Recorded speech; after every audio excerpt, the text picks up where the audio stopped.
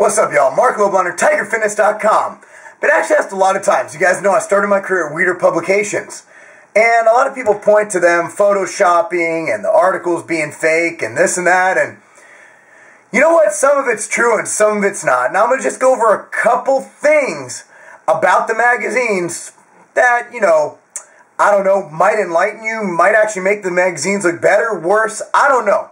So without further ado, let's go into what's going on in these magazines. Now, I remember one time, Testosterone T-Mag just came out, tmag.com, and they had an article, and it quoted a Kevin Levrone article saying, hey, there's no way you did this workout. If you did, we'll send you a free bottle of, I think it was Surge, whatever product they had on the market back then. And I was at Flex, and I called up, I believe it was Ron Harris was the author, and I said, I guess you're going to send me a tub, because we had actual audio of Kevin Levrone. I believe it was Kevin Levrone saying, hey, look, this is what I do.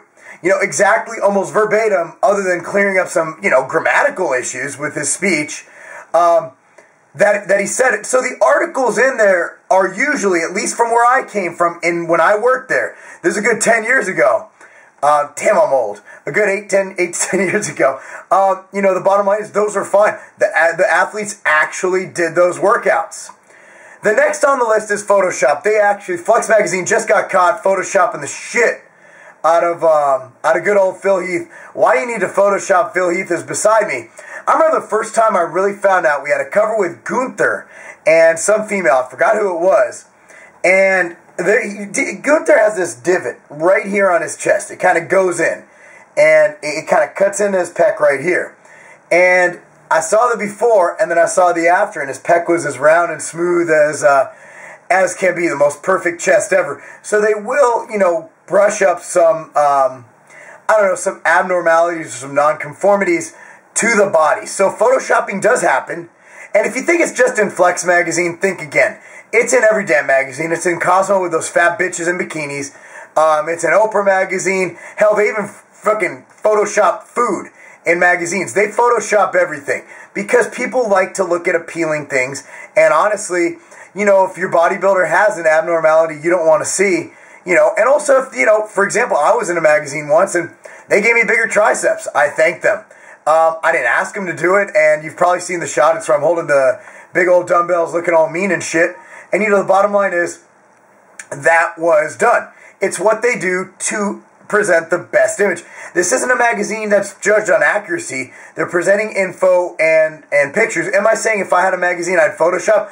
I'd Photoshop some stuff. I mean, if you got someone pulling a glute shot and he has acne all over his ass, yeah, I'd clear that shit up a little bit. If somebody had a really bad cellulite thing or really bad stretch marks, no issue with that. But actually adding muscle on to competitors, that's beyond what I would probably do. As for the staff of the magazines, I must say you will get some freaks. You will get your Jim Stepanis, who's academic, a physical, and just a freak all around. Just the smartest, most in-shape dude you'll ever meet. And then, at the end of the day, it's a magazine. They're not hiring bodybuilders, because bodybuilders normally care about getting meals in and training. I mean, bodybuilders are the worst fucking employees usually. So what they do is they will hire people from publishing and good writers. And they'll go out and they will write what they can. Now, there are some authors who contribute. Stepani has a great group of people under him who do a great job and who live the lifestyle. But at the end of the day, you walk into American Media, who publishes Weeder, Muscle and Fitness Flex. You walk into MD, you walk into Iron Man. It's going to look like any other office in America. It will. It is what it is. And as for advertisements and editorial, when I worked at Weeder, I used to call it church and state. I'm not sure if that's politically correct or if that's what you're supposed to say. But I always said there was a church and state between editorial and ads, which killed me because I was in advertising. Companies always want free mentions. Editorial pulls a lot better than advertising because it's coming from a quote-unquote unbiased source. Now, if you look at the advertising and the editorial, it's obviously bought and paid for. And if you're not an advertiser in that magazine, you come out with the next best breakthrough in creatine technology. Shit, you come out with the next creatine. Unless you're an advertiser in the magazine, they're not going to give you any press and PR. And that's what kind of pisses me off. You got some companies doing really great things. For example, I have a press release and everything. We're the Inc. 500. That doesn't happen a lot in this industry. If I was an editor of a magazine and I saw something happen within our industry, I'd be like, well, damn, we need to get on that because that's big news and it's good for our industry. Instead, they're afraid that they'll piss off their advertisers. And also, as an online retailer, Muscle and Fitness and Flex have their own online store right now. So it's the line between, you know, they basically made it so there's absolutely no, what's the word? There's just no ethics. There's no objectivity. That's the word. There's no objectivity in what they're doing because they're selling it as well. I've never made any qualms here. I'm not going to trash any product. I'm going to tell you which ones I like, and you can tell which ones I'm giving you information on and which ones I really like. You know, the shit I take. Like when I tell you I like ALR, you know, their pre-workout, Engorge, NOS, I like it. When I like Detonate stacked with Hemovol, I like it. When I'm presenting you a product with facts and information, I might like it, but unless I'm really raving about it. But here's the thing, you guys know we're a store. We're TigerFitness.com. You know we're trying to sell you shit. You know, we're just going to try and sell you stuff, but at the same time, give you the best information on diet, training, and supplementation. We're going to give you this channel. We're going to answer your phone calls. We're going to do whatever it takes to earn your business.